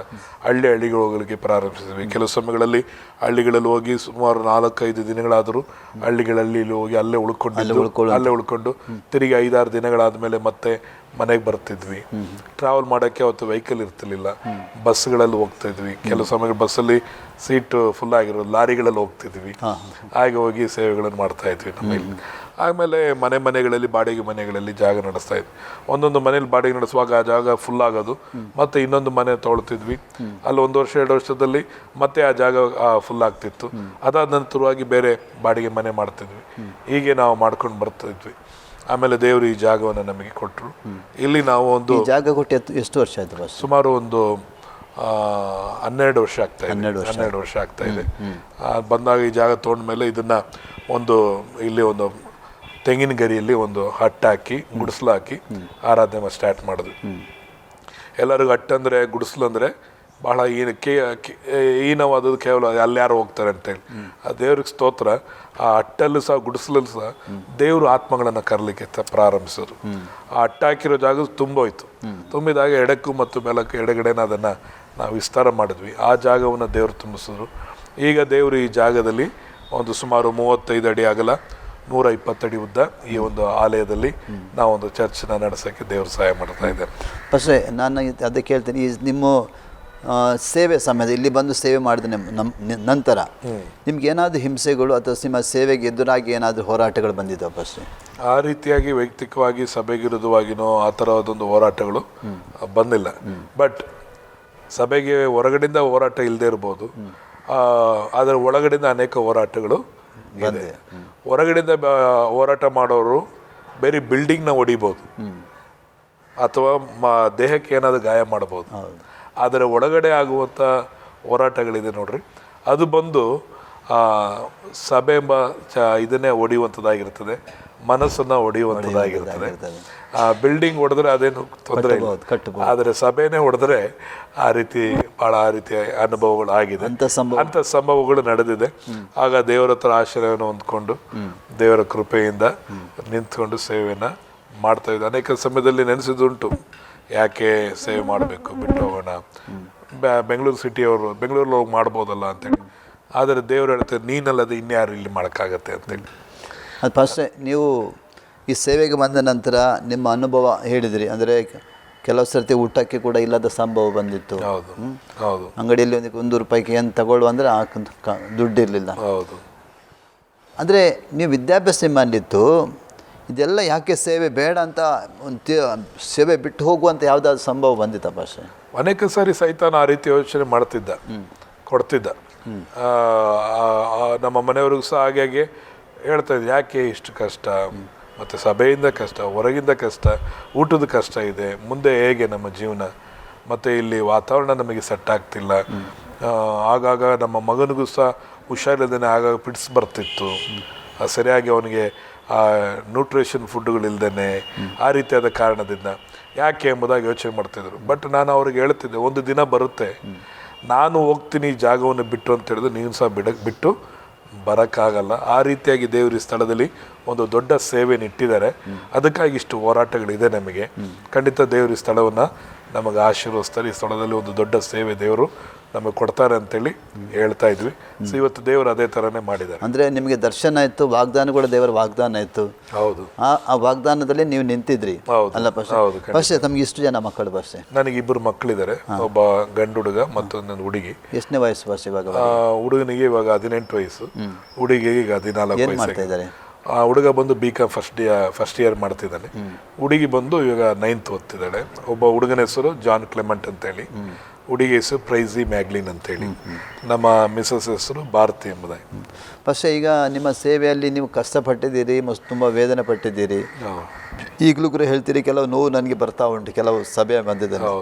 ಬಸ್ ಇದರ ಮಧ್ಯದಲ್ಲಿ ನಿಮ್ಮ ಕುಟುಂಬ ನಿಮ್ಮ ಜೊತೆಲೆ ಸೇವೆಗಾಗಿ ಪರಿಪೂರ್ಣವಾಗಿ ನಿಂತಿದೆ ಪಶ್ಚೆ? ನಮ್ಮ ಕುಟುಂಬ, ನಮ್ಮ ಮಕ್ಕಳಾಗಲಿ, ನಮ್ಮ ವೈಫ್ ಆಗಲಿ ಸೇವೆಗೆ ಪರಿಪೂರ್ಣವಾದಂಥ ಕೋಪರೇಷನ್ ಇದೆ. ಸಂತೋಷವಾಗಿ ಸೇವೆಯನ್ನು ಮಾಡ್ತಾ ಇದ್ದೀವಿ. ಆತ್ಮ ಭಾರದಿಂದ ಸೇವೆಯನ್ನು ಮಾಡ್ತಾ ಇದ್ದೀವಿ. ಯಾರಿಗೂ ಸೇವೆಯ ವಿಷಯದಲ್ಲಂತೂ ಬೇಸರಿಕೆ ಆಗಲಿ, ದೇವ್ರ ಮೇಲೆ ಬೇಸರಿಕೆ ಆಗಲಿ ಇಲ್ಲವೇ ಇಲ್ಲ. ಇನ್ನೂ ನಮಗೆ ಉತ್ತೇಜನ ಆಗ್ತಾ ಇದೆ, ಇನ್ನೂ ಪ್ರೋತ್ಸಾಹ ಹೊಂದ್ಕೊಳ್ತಾನೆ ಇದ್ದೀವಿ ದೇವರ ಕೃಪೆಯಿಂದ. ಫಸ್ಟ್ ನೀವು ಸೇವೆಗೆ ಬಂದಿದ್ದೀರಿ, ಬಲವಾದ ರೀತಿಯಲ್ಲಿ ಪಟ್ಟಣ ಸೇವೆ ಮಾಡ್ತಾ ಇದ್ದೀರಿ. ನಿಮ್ಮ ಸೇವೆ ಮೂಲಕ ಅನೇಕ ಆತ್ಮಗಳು ರಕ್ಷಣೆ ಹೊಂದಿವೆ. ಫಸ್ಟ್ ನಿಮ್ಮ ಸೇವೆಯಿಂದ ಒಂದು ಬಲವಾದ ಅದ್ಭುತ ಆದದ್ದು ಒಂದು ಉದಾಹರಣೆ ಹೇಳ್ಬೋದು ಫಸ್ಟ್? ಬಲವಾದ ರೀತಿ ಅದ್ಭುತ. ಯಾಕೆಂದರೆ ಅಸಾಧ್ಯವಾದ ಸಂಗತಿ ದೇವರು ಸಾಧ್ಯ ಮಾಡಿದನು. ಅನೇಕ ಅಸಾಧ್ಯವಾದ ಸಂಗತಿ ದೇವರು ಸಾಧ್ಯ ಮಾಡುವಂಥದ್ದು. ಆದರೆ ನಿಮ್ಮ ದೃಷ್ಟಿಯಲ್ಲಿ ಸೊ ನನಗೆ ಅದ್ಭುತಗಳು ಭಾಳಷ್ಟು ನಡೆದಿದೆ. ಅದು ಅದ್ಭುತಗಳಲ್ಲಿ ಒಂದು ದೊಡ್ಡ ಅದ್ಭುತ ಯಾವುದಂದರೆ ವ್ಯಾಧಿಗಳು, ಕ್ಯಾನ್ಸರ್ಗಳು, ಸತ್ತವರು ಎದ್ದೇಳೋದು ಅದಕ್ಕಿಂತ ದೊಡ್ಡದಂದ್ರೆ ಒಂದು ಪಾಪಿ ಮನ ತಿರುಗದೆ ಒಂದು ದೊಡ್ಡ ಅದ್ಭುತ. ಎಲ್ಲರೂ ಪಾಪಿಗಳಾಗಿದ್ದರು. ಸುಮಾರು 1000 ಜನ ತನಕ ಬರ್ತಿದ್ದಾರೆ. ಪಾಪಿಗಳಾಗಿದ್ದಂತರೂ ದೇವರ ಕಡೆಗೆ ತಿರುಗಿಕೊಂಡಿದೆ. ಅದೊಂದು ದೊಡ್ಡ ಅದ್ಭುತವಾಗಿದೆ. ಆದರೆ ಕೆಲವೊಂದು ನೀವು ಹೇಳಿದ ಹಾಗೆ ಕೆಲವೊಂದು ಅದ್ಭುತಗಳು ಆಶ್ಚರ್ಯವಾಗಿ ನಡೆದಿದೆ. ನಮ್ಮ ಚರ್ಚಲ್ಲಿ ಒಂದು ಸಣ್ಣ ಹುಡುಗ ಆಟ ಆಡಬೇಕಾದ್ರೆ ನೀರಿನ ತೊಟ್ಟಿಲಿ ಕೆಳಗೆ ಬಿದ್ದ, ಅವರು ಬಿಲಿಯವರು, ನೀರಿನ ತೊಟ್ಟಿಲಿ ಬಿದ್ದು ಸುಮಾರು 1 hour ಆಗಿದೆ. ಮಕ್ಕಳು ಬಂದು ಜೊತೆಗೆ ಆಟ ಆಡೋರು ಬಂದು ಹೇಳಿಲ್ಲ, ಮನೇಲಿ ಹುಡುಕಿದ್ದಾರೆ ಎಲ್ಲಿ ಮಗು ಅಂತೇಳಿ. ಆಗ ಮಗು ಕಾಣದಿದ್ದಕ್ಕಾಗಿ ಏನಾಗಿದ್ದಾರೆ, ಮಕ್ಕಳನ್ನ ಕೇಳಿದ್ರೆ ನೀರಲ್ಲಿ ಆಡ್ತಿದ್ದ ಅವನು ನೀರಲ್ಲಿ ಮುಳುಗ್ಬಿಟ್ಟ, ನಾವು ಎದುರ್ಕೊಂಡು ಓಡಿ ಬಂದ್ವಿ. ಆಗ ಓಡೋಗಿದ್ದಾರೆ, ಮಗು ಕೆಳಗಡೆ ಮುಳುಗೋಗಿದೆ. ತಾಯಿ ಇಳಿದು ಏನು ಮಾಡಿದ್ರೆ ಹುಡುಕಿದ್ದಾರೆ, ಕಾಲಲ್ಲಿ ಸಿಗಿದೆ, ಎತ್ತಿ ನೋಡಿದ್ರೆ ಫುಲ್ ಜೀವ ಹೋಗಿದೆ.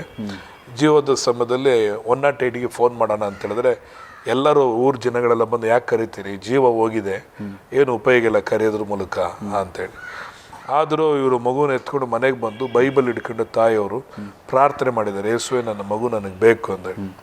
1/2 hour ಪ್ರಾರ್ಥನೆ ಮಾಡಿರುವಾಗ ಸ್ವಲ್ಪ ಹೊತ್ತು ಆದಮೇಲೆ ಎಲ್ಲರೂ ಏನೇನೋ ಚಿಟಿಕೆ ಎಲ್ಲ ಇಟ್ಟಿದ್ದಾರೆ, ಆಮೇಲೆ ಗಿಂಡಿದ್ದಾರೆ, ಸ್ಪೂನಲ್ಲಿ ಅಲ್ಲು ಕಚ್ಕೊಂಡಿದ್ದಾನೆ, ಅಲ್ಲೆಲ್ಲ ಕೆಣಗ ಏನು ಮಾತಾಡಿಲ್ಲ ಹುಡುಗ. ಪ್ರಾರ್ಥನೆ ಮಾಡ್ತಾ ಮಾಡ್ತಾ ಹುಡುಗ ಕಣ್ಬಿಟ್ಟಿದ್ದಾನೆ. 1 ತಾಸು ಅದನ್ನ ಜೀವ ಹೋದಂಥ ಹುಡುಗ ಮತ್ತೆ ಬದುಕಿ ಇಡೀ ಊರಿನವರೇ ಆಶ್ಚರ್ಯಪಟ್ಟರು, ಇವರು ಪ್ರಾರ್ಥನೆ ಮಾಡಿ ಹುಡುಗ ಬದುಕಿದ್ದಾನೆ ಅಂತೇಳಿ. ಸೊ ಅದರಿಂದ ಅವರ ಮನೇಲಿ ಒಂದು ದೊಡ್ಡ ಬಲವಾದ ಸಾಕ್ಷಿ ಆಯಿತು ದೇವರ ಕೃಪೆಯಿಂದ. ಆಮೇಲೆ ಇನ್ನೊಂದು ಒಬ್ಬ ತಿಪ್ಪಮ್ಮ ಅಂತೇಳಿ ಒಂದು ಸ್ತ್ರೀ ಬರ್ತಿದ್ದಾರೆ. ಅವರಿಗೆ ಸುಮಾರು 27 ಸಾರಿ ಕರೆಂಟ್ ಶಾಕ್ ಕೊಟ್ಟಿದ್ದಾರೆ. ಅವ್ರ ಕ್ಯಾನ್ಸರ್ ಗಡ್ಡೆ ಇದ್ದ 27 ಸಾರಿ ಆ ಕರೆಂಟಿನ ಟ್ರೀಟ್ಮೆಂಟ್ ತೊಗೊಂಡಿದ್ರು ವಾಸಿ ಆಗಿರಲಿಲ್ಲ. ಆಮೇಲೆ ಯಾರೋ ಹೇಳಿದರೆ ಯೇಸು ಸ್ವಾಮಿ ನಂಬಿದ್ರೆ ಇವರಿಗೆ ಚೆನ್ನಾಗಾಗುತ್ತೆ, ಈ ಚರ್ಚಿಗೆ ಹೋಗ್ರಿ ಅಂತ. ಚರ್ಚಿಗೆ ಬರೆದ್ರು ಅವ್ರಿಗೆ ಏನು ಆಗಿದೆ ಅಂತ ಪ್ರಾಬ್ಲಮ್ ನಮ್ಗೆ ಹೇಳಲಿಲ್ಲ. ಆಗ ನಾವು ಬರೀ ಪ್ರಾರ್ಥನೆ ಮಾಡಿ ಕಳಿಸ್ತಿದ್ವಿ. ಅವರು ಟ್ರೈ ಮಾಡಿದ್ದಾರೆ, ಒಳ್ಳೇದಾದರೆ ಸಾಕ್ಷಿ ಹೇಳೋಣ, ಇಲ್ಲಿ ಚರ್ಚಲ್ಲಿ ಹೇಳೋಣ, ಇಲ್ಲಾಂದರೆ ನಾವು ಸುಮ್ಗಾಗೋಣ ಅಂತ. ದೇವರು ಅದೇ ರೀತಿಯಾಗಿ ಅವ್ರನ್ನ ಸಂಪೂರ್ಣವಾಗಿ ವಾಸಿ ಮಾಡಿದರೆ ಇವಾಗ ಯಾವ ಟ್ರೀಟ್ಮೆಂಟ್ ಇಲ್ಲ, ಚೆನ್ನಾಗಾಗಿ ದೇವರ ಕೃಪೆಯಿಂದ ಹಾಗೆ ಬರ್ತಾ ಇದ್ದಾರೆ. ಇನ್ನೊಬ್ಬ ಸಹೋದರಿದ್ದರು, ಅವರು ತಿಪ್ಪೇಸ್ವಾಮಿ ಎಂಬುದಾಗಿ. ಅವರು ಯಾರಿಗೋ ಒಬ್ರು ಹುಷಾರಿಲ್ಲ ಮಗುಗೆ ಅಂತೇಳಿ ಆಸ್ಪತ್ರೆಗೆ ಹೋಗಿದ್ದಾರೆ. ಬ್ಲಡ್ ಇಲ್ಲ ಅಂತೇಳಿ ಏನು ಮಾಡಿದ್ದಾರೆ, ಅವರಿಗೆ ಬ್ಲಡ್ ಕೊಡೋಕ್ಕಾಗಿ ಇವ್ರ ಬ್ಲಡ್ನ ಕೊಡ್ತೀವಿ ಅಂತ ಹೇಳಿದ್ರೆ, ಇವ್ರು ಬ್ಲಡ್ ಚೆಕ್ ಮಾಡುವಾಗ ಇವರಲ್ಲಿ HIV ಇದ್ದಿದೆ. ಅದುವರೆ ಅವ್ರಿಗೆ ಗೊತ್ತಿಲ್ಲ. ಆಗ ಡಾಕ್ಟ್ರು ಅವ್ರನ್ನ ಕರೆದು HIV ಆಗಿದೆ, ಭಾಳ ಓವರ್ ಆಗಿಬಿಟ್ಟಿದೆ, ಭಾಳ ಹಿಂದೆ ದಿವಸಗಳಿಂದ ಇದೆ ನಿಮಗೆ, ನೀವು ಹೆಂಗಿದ್ದೀರಿ ಏನಂತ. ಅವ್ರು ಚರ್ಚಿಗೆ ಬರ್ತಾಯಿದ್ರು. ಆವಾಗ ತಾನೇ ಸ್ವಾಮಿನ ನಂಬ್ತಾಯಿದ್ರು. ಸಾರಿ ನಂಬಿರಲಿಲ್ಲ, ವಿರೋಧವಾಗಿ ಚರ್ಚಿಗೆ ವಿರೋಧವಾಗಿ ಮಾತಾಡ್ತಿದ್ರು. ಯಾರಾದ್ರು ಸುವಾರ್ತೆ ಹೇಳಿದ್ರು ಕೇಳ್ತಿರ್ಲಿಲ್ಲ. ಆಮೇಲೆ ಅವರು ಆಸ್ಪತ್ರೆಯಲ್ಲಿ ಅಡ್ಮಿಟ್ ಆಗಲೇಬೇಕು ನೀವು ಅಂತ, ಬ್ಲಡ್ಡೆಲ್ಲ ನಿಮಗೆ ಚೆಕಪ್ ಮಾಡಬೇಕು, ಮತ್ತು ಬ್ಲಡ್ ತೆಗೆದು ಹೊಸ ಬ್ಲಡ್ ಹಾಕಬೇಕು. ಅವರು ಅಡ್ಮಿಟ್ ಮಾಡಿಕೊಂಡು 3 ದಿನ ಆಗಿದೆ. 3 ದಿನ ಆಗುವಾಗ ದೇವರು ಅವರೊಟ್ಟಿಗೆ ಮಾತಾಡಿದ್ದಾರೆ. ನೀನು ಇಲ್ಲಿಂದ ಎದ್ದು ಹೋಗು, ಇಲ್ಲ ನಿನ್ನ ಗಂಡ ಉಳಿಯಲ್ಲ, ನೀನು ಎದ್ದು ಹೋಗಿ ನಿನ್ನ ಊರಲ್ಲಿರುವಂಥ ಇಂಥ ಭಾಗದಲ್ಲಿ ಚರ್ಚ್ ಇದೆಯಲ್ಲ ಆ ಚರ್ಚಿಗೆ ಹೋಗು, ನನ್ನ ಹೆಸರನ್ನ ದೇವರು ಹೇಳಿ ಆ ಜಾಗಕ್ಕೆ ಚರ್ಚಿಗೆ ಹೋಗು ಅಂತ ಹೇಳಿ. ಡಾಕ್ಟ್ರಿಗೆ ಹೇಳ್ದೇನೆ ಡಿಸ್ಚಾರ್ಜ್ ಮಾಡ್ಕೊಳ್ದೇನೆ ನೈಟ್ ಏನು ಮಾಡಿದರೆ ಆಸ್ಪತ್ರೆಯಿಂದ ಎದ್ದು ಡೈರೆಕ್ಟಾಗಿ ಇಲ್ಲಿ ಬಂದರು. ಅವ್ರಿಗೇನು ಕಾಯಿಲೆ ಇದೆ ಏನಂತೇಳಿ ಅವರು ತಿಳಿಸ್ಲಿಲ್ಲ. ಆಗ ನಾವು ಪ್ರಾರ್ಥನೆ ಮಾಡಿದ್ವಿ. ಅವ್ರು ಡಾಕ್ಟ್ರ್ ಹೇಳಿದರು, ಇನ್ನು 3 ತಿಂಗಳಲ್ಲಿ ನಿಮ್ಮ ಗಂಡ ತೀರೋಗ್ತಾರೆ, ಅದರೊಳಗೆ ಅವ್ರಿಗೇನು ಇಷ್ಟ ಇದೆ ಅದನ್ನು ನೀವು ಮಾಡ್ರಿ ಅಂತ. 3 ತಿಂಗಳಾಯಿತು. ಈಗ ಸುಮಾರು ಇವಾಗ 8 ವರ್ಷಗಳಾಯಿತು ಆ ವ್ಯಕ್ತಿ ನಮ್ಮಲ್ಲಿ ಬದುಕಿದ್ದಾರೆ. ಯಾವ ಒಂದು ಸೂಚನೆ ಇಲ್ಲದಂತೆ ಅದ್ಭುತವಾಗಿ ದೇವರವ್ರನ್ನ ಕಾಪಾಡಿದ್ದಾರೆ. ಈ ರೀತಿಯಾಗಿ ಭಾಳಷ್ಟು ಜನಗಳಿಗೆ ಈ HIV ಎಸ್ಪೆಷಲಿ HIV ಇದ್ದಂಥವ್ರಿಗೆ, ಕ್ಯಾನ್ಸರ್ ಇದ್ದಂಥವ್ರಿಗೆ ದೇವರ ಅದ್ಭುತಗಳನ್ನು ಮಾಡಿದ್ದಾರೆ. ಮತ್ತು ಅನೇಕ ದೆವ್ವ ಹಿಡಿದಂಥವ್ರು ಅವ್ರಿಗೆ ಸಹ ದೇವರು ಒಳ್ಳೇದು ಮಾಡಿದ್ದಾರೆ. ಹೌದು. ಫಸ್ಟ್ ನಿಮ್ಮದು ಇಲ್ಲಿ ಚಳ್ಳಕೆರೆಯಲ್ಲಿ ಸಭೆ ಇದೆ, ಸಭೆ ನಡೆಸ್ತಾರೆ. ಹೌದು. ನೀವು ಇನ್ನೂ ಬೇರೆ ಕಡೆ ನಿಮ್ಮ ಸಭೆಯನ್ನು ಸ್ಥಾಪನೆ ಮಾಡಿದ್ದೀರಾ? ಹೌದು. ಇಲ್ಲಿ ನಾವು ಸುಮಾರು ಮನೆಕೋಟೆ ಅಂತ ಹೇಳುವಂಥ ಜಾಗ ಇದೆ.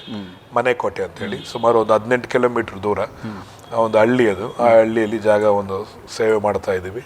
ಅಲ್ಲೊಂದು ಆರಾಧನೆ ನಡೆದು ಒಂದು 70ರಿಂದ 60 ಜನ ತನಕ ಅಲ್ಲಿ ಬರ್ತಿದ್ದಾರೆ. ಮತ್ತು ಇನ್ನೊಂದು ಹಿರಿಯೂರಲ್ಲಿ ಇಲ್ಲಿಂದ 40 ಕಿಲೋಮೀಟರ್ ದೂರ ಅಲ್ಲಿ ಸಹ ಒಂದು ಆರಾಧನೆ ಇದೆ, ನಮಗೆ ಸಭೆ ಇದೆ. ಅಲ್ಲಿ ಸಹ ಒಂದು 100ರಿಂದ 120 ಜನ ತನಕ ಅಲ್ಲಿ ಆರಾಧನೆಗೆ ಬರ್ತಿದ್ದಾರೆ. ಅಲ್ಲಿ ಕೂಡ ಬರ್ತಿದ್ದಾರೆ. ಅಲ್ಲಿ ಒಂದು ಸೇವೆ ನಡೀತಾ ಇದೆ ನಮ್ಮದು. ಫಸ್ಟ್ ಈಗ ನೀವು ಈ ಸೇವೆ ನಿಮಿತ್ತವಾಗಿ ಕರ್ನಾಟಕ ಬಿಟ್ಟು ಬೇರೆ ರಾಜ್ಯಗಳಿಗೆ ಹೋಗಿದ್ರೆ ಅಥವಾ ವಿದೇಶಗಳಿಗೆ ಹೋಗಿದ್ರೆ ಸೇವೆ ನಿಮಿತ್ತವಾಗಿ ಕ್ರಿಸ್ತನ್? ಹೌದು, ಸೇವೆ ನಿಮಿತ್ತವಾಗಿ ನಮ್ಮ ಭಾರತ ದೇಶದ ಅನೇಕ ರಾಜ್ಯ, ತಮಿಳುನಾಡು, ಆಂಧ್ರ, ಬಿಹಾರ್ ಮತ್ತು ನೇಪಾಳ್ ಈ ರೀತಿಯಾದ ಸ್ಥಳಗಳಲ್ಲಿ ಸೇವೆ ಮಾಡೋಕ್ಕೆ ಹೋಗಿದ್ದೀನಿ. ಮತ್ತು ವಿದೇಶಕ್ಕೆ ಹೋಗಿದ್ದೀನಿ. ವಿದೇಶಕ್ಕೆ ಹೋಗಿ ಸೇವೆ ಮಾಡಿ ಬಂದಿದ್ದೀನಿ. ಫಸ್ಟ್ ನಿಮ್ಮ ಸೇವೆ ಮುಂದಿನ ದರ್ಶನ ಏನು? ನನ್ನ ಸೇವೆ ದರ್ಶನ ಕರ್ತನು ನನಗೆ ಹೇಳಿದ ಹಾಗೆ, ದೇವರ ದರ್ಶನ ಕೊಟ್ಟ ಹಾಗೆ ಸಭೆಗಳನ್ನು ಸ್ಥಾಪಿಸುವಂಥದ್ದು. ಎರಡನೇದಾಗಿ ಮುಖ್ಯ ಶಿಷ್ಯತ್ವವನ್ನು, ಡಿಸೈಪಲ್ಸನ್ನ ರೈಸ್ ಮಾಡುವಂಥದ್ದು, ಶಿಷ್ಯರುಗಳನ್ನು ತರಬೇತಿ ಮಾಡುವಂಥದ್ದು, ಶಿಷ್ಯರನ್ನ ರೂಪಿಸುವಂಥ ಸೇವೆಯನ್ನು ಮಾಡಲಿಕ್ಕಾಗಿ ದೇವರು ನನಗೆ ಮುಂದಿನ ಆಲೋಚನೆ ಕೊಟ್ಟಿದ್ದಾರೆ. ಈಗಾಗಲೇ ಅದನ್ನು ಮಾಡ್ತಾ ಇದ್ದೀನಿ. ದೇವರ ಕೃಪೆಯಿಂದ ನಡೀತಾ ಇದೆ. ಹೌದು. ಬೇರೆ ಏನೆಲ್ಲ ಸೇವೆ ಮಾಡ್ತೀರಿ ಇದರ ಮಧ್ಯೆ ಇದೊಂದು ಸೇವೆ ಮಾಡ್ತಾ ಇದ್ದೀನಿ. ಬೇರೆ ಯಾವ ಸೋಷಿಯಲ್ ಆಕ್ಟಿವಿಟೀಸ್ ಯಾವುದು ಮಾಡ್ತಿಲ್ಲ. ಈ ಒಂದು ಸೇವೆನ ದೇವರು ನನಗೆ ತಿಳಿಸಿದ್ದು ನಾನು ಮಾಡ್ತಾ ಇದ್ದೀನಿ. ಒಂದು ಮುಂಚೆ ದೇವರು ಒಂದು ವೇಳೆ ಬೇರೆ ಏನಾದರೂ ತಿಳಿಸಿದ್ರೆ ಅದು ಮಾಡೋಕ್ಕೂ ಸಿದ್ಧನಾಗಿರ್ತೇನೆ. ಫಸ್ಟ್ ಈಗ ನಿಮ್ಮ ಕಾರ್ಯಕ್ರಮವನ್ನು, ನಿಮ್ಮ ಈ ಸುವಾರ್ತಿಕ ಕಾರ್ಯಕ್ರಮ ವೀಕ್ಷಿಸುವಂಥ ನಮ್ಮ ಅನೇಕ ವೀಕ್ಷಕರಿದ್ದಾರೆ ಆಗಿರ್ಬೋದು. ಅವರ ಸೇವೆಯಲ್ಲಿ ಕೂಡ ಈಗಾಗಲೇ ಬಂದಿರ್ಬೋದು. ಸೇವೆ ನೀವು ಹೇಳಿದ್ರಿ, ಸೇವೆ ಅಂದರೆ ಅದು ಸುಲಭದಲ್ಲ, ಕಷ್ಟ ಇದೆ, ವೇದನೆ ಇದೆ. ಅದರ ಮಧ್ಯದಲ್ಲಿ ಕೂಡ ಸೇವೆ ಮಾಡ್ತಾ ಬಂದಿದ್ದೀರಿ ನೀವು.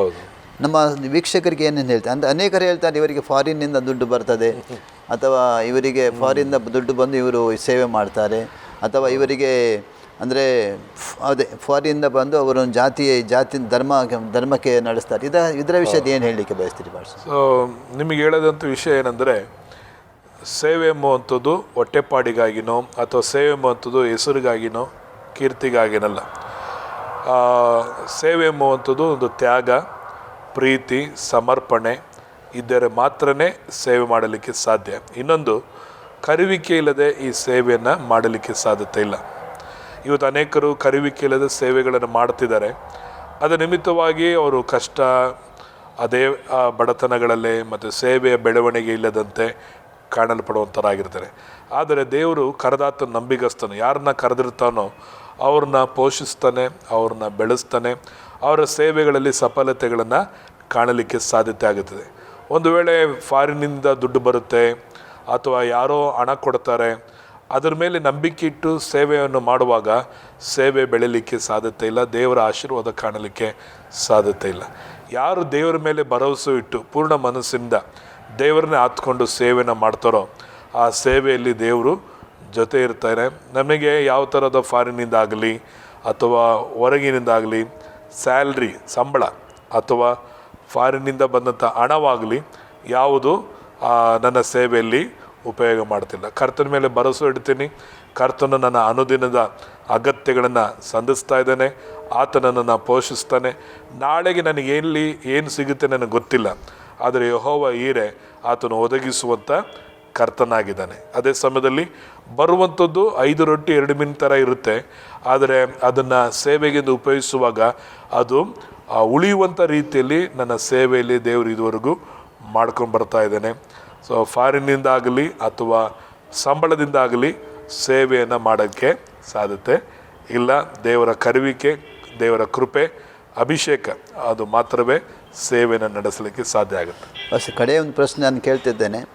ನೀವು ಹಿಂದೂ ಕುಟುಂಬದಿಂದ ಬಂದವರು, ನೀವು ಮತಾಂತರ ಆಗಿದ್ದೀರಾ ಅಥವಾ ಬೇರೆಯವ್ರಿಗೆ ನೀವು ಮತಾಂತರ ಮಾಡ್ತಾ ಇದ್ದೀರಾ? ಇಲ್ಲಿ ನಾನು ಹಿಂದೂ ಕುಟುಂಬದಲ್ಲಿ ಬೆಳೆದು ಬಂದ ಹಾಗೆ ನನ್ನ ಜೀವಿತದಲ್ಲಿ ನಾನು ಒಂದು ಮತಾಂತರ ಆಗಲಿಲ್ಲ, ಮಾನಸಾಂತರ ಆಗಿದ್ದೇನೆ. ನಾನೊಬ್ಬ ಕೆಟ್ಟವನಾಗಿದ್ದೆ, ನಾನೊಬ್ಬ ದುಷ್ಟನಾಗಿದ್ದೆ, ನಾನೊಂದು ಪಾಪಿಯಾಗಿದ್ದೆ, ದೇವರನ್ನ ಅರಿಯದಂಥ ಕತ್ತಲಲ್ಲಿ ಜೀವಿಸ್ತಾ ಇದ್ದೆ. ಆದರೆ ಇವತ್ತು ದೇವರು ಯಾರಂತ ಗೊತ್ತಾಯಿತು ನನಗೆ.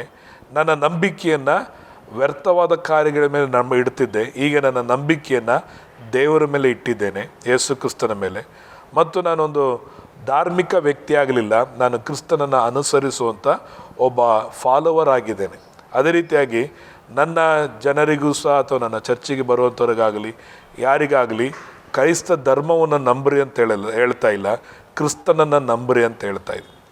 ಮತಾಂತರ ಆಗ್ರಿ ಅಂತೇಳಿ ಬೋಧನೆ ಮಾಡ್ತಾ ಇಲ್ಲ, ಕ್ರಿಸ್ತನನ್ನು ಹಿಂಬಾಲಿಸ್ರಿ ಎಂಬುದಾಗಿ ಬೋಧನೆ ಮಾಡ್ತಾ ಇದ್ದೀವಿ. ಅದೇ ರೀತಿಯಾಗಿ ಬೈಬಲಲ್ಲೂ ಸಹ ಎಲ್ಲೂ ಯೇಸು ಕ್ರಿಸ್ತನಾಗಲಿ ಬೈಬಲಲ್ಲಾಗಲಿ ನೀವು ಮತಾಂತರ ಆಗಲಿ ಅಥವಾ ಧರ್ಮ ಬಿಟ್ಟು ಧರ್ಮಕ್ಕೆ ಬನ್ನಿರಿ ಎಂಬುದಾಗಿ ಹೇಳಲಿಲ್ಲ. ಯೇಸು ಹೇಳಿದ್ರು, ನಂಬಿದರೆ ನೀವು ದೇವರ ಮಹಿಮೆಯನ್ನು ಕಾಣುವಿರಿ ಎಂಬುದಾಗಿ. ಸೊ ನಂಬಿಕೆ ಇಲ್ಲದೆ ದೇವರನ್ನ ಮೆಚ್ಚಿಸಲು ಸಾಧ್ಯ ಇಲ್ಲ. ಸೊ ಕ್ರಿಸ್ತನನ್ನು ಅನುಸರಿಸಲಿಕ್ಕೆ ಧರ್ಮ ಮುಖ್ಯ ಅಲ್ಲ, ಜಾತಿ ಇಲ್ಲ. ಕ್ರಿಸ್ತನನ್ನು ಅನುಸರಿಸಲಿಕ್ಕೆ ನಂಬಿಕೆ ಎಂಬುದು ಭಾಳ ಮುಖ್ಯ. ಪಸೆ ನಿಮ್ಮ ಉತ್ತಮವಾದ ಸಾಕ್ಷಿ ಹೇಳಿದ್ದೀರಿ. ಪಸೆ ನಿಮ್ಮ ನಾವು ಒಂದು ಕಳೆಯ ಪ್ರಶ್ನೆ ನಿಮಗೆ ಹೇಳ್ತಾ ಇದ್ದೇನೆ, ಈ ಸೇವೆಯಲ್ಲಿ ನಿಮಗೆ ತೃಪ್ತಿ ಇದೆನಾ? ಭಾಳ ಸಂತೋಷವಾದ ತೃಪ್ತಿ ಇದೆ. ಯಾಕೆಂದರೆ ದೇವರ ಒಂದು ಪ್ರತಿದಿನ ನಮ್ಮನ್ನು ಸೇವೆಯಲ್ಲಿ ನಡೆಸ್ತಾ ಇದ್ದಾನೆ. ಅದ್ಭುತ ಸೂಚನೆಗಳ ಕಾರ್ಯಗಳ ಮೂಲಕವಾಗಿ ಸುವಾರ್ತೆಯನ್ನು ಸ್ಥಾಪಿಸ್ತಾ ಇದ್ದಾನೆ ಮತ್ತು ನಮ್ಮ ಅಗತ್ಯಗಳನ್ನು ದೇವರು ಸಂಧಿಸ್ತಾ ಇದ್ದಾನೆ. ನಾವು ಕೊರತೆಯಲ್ಲೂ ಸಮೃದ್ಧಿಯಲ್ಲೂ ಸಂತೃಪ್ತಕರವಾಗಿ ಜೀವಿಸಬೇಕೆಂಬುದನ್ನು ಕಲ್ತ್ಕೊಂಡಿದ್ದೀವಿ. ಸೊ ದೇವರಿಗೆ ಮಹಿಮೆ ಆಗಲಿ. ಪಸೆ ಈ ಆಶ್ಚರ್ಯ ಟಿ ವಿಯಲ್ಲಿ ಬಂದು ನಿಮ್ಮ ಸುವಾರ್ತಿಕ ಎಂಬ ಕಾರ್ಯಕ್ರಮದಲ್ಲಿ ಪಾಲ್ಗೊಂಡು ನಿಮ್ಮ ಸಾಕ್ಷಿಯನ್ನು ನೀವು ಹೇಳಿದ್ದೀರಿ.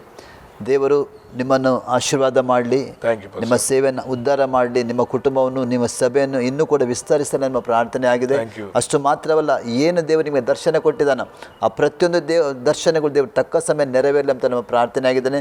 ನಿಮ್ಮ ಪ್ರಾಂತ ದೇವರು ವಿಸ್ತರಿಸಲಿ, ದೊಡ್ಡದಾದ ಸೇವೆ ನಿಮಗೆ ಕೊಡಲಿ ಅಂತ ದೇವರು ನಮ್ಮ ಪ್ರಾರ್ಥನೆ ಆಗಿದೆ. Thank you pastor, thank you. ಪ್ರಿಯ ಆಶ್ಚರ್ಯ ಟಿ ವೀಕ್ಷಕರೇ, ಸುವಾರ್ತಿಕ ಕಾರ್ಯಕ್ರಮದಲ್ಲಿ ಚಳ್ಳಕೆರೆಯಲ್ಲಿ ಸೇವೆ ಮಾಡಿದ ಪಾಸ್ಟರ್ ಸತೀಶ್ ಅವರ ಸಾಕ್ಷಿಯನ್ನು ಕೇಳಿದ್ದೀರಿ ಪ್ರಿಯರೇ. ಇದರ ಮೂಲಕ ನಿಮಗೆ ಕೂಡ ಉತ್ತೇಜನ ಆಗಿರ್ಬೋದು. ಒಂದು ವೇಳೆ ನೀವು ಯಾವುದೇ ಹಿನ್ನೆಲೆ ಇರಲಿ, ನಿಮ್ಮ ಯಾವುದೇ ಸಮಸ್ಯೆ ಇರಲಿ, ದೇವರಿಗೆ ಹಿನ್ನೆಲೆ ಬೇಡ, ದೇವರಿಗೆ ಯಾವುದೇ ಸಮಸ್ಯೆ ಬೇಡ, ದೇವರ ಬಳಿಗೆ ಬನ್ನಿರಿ.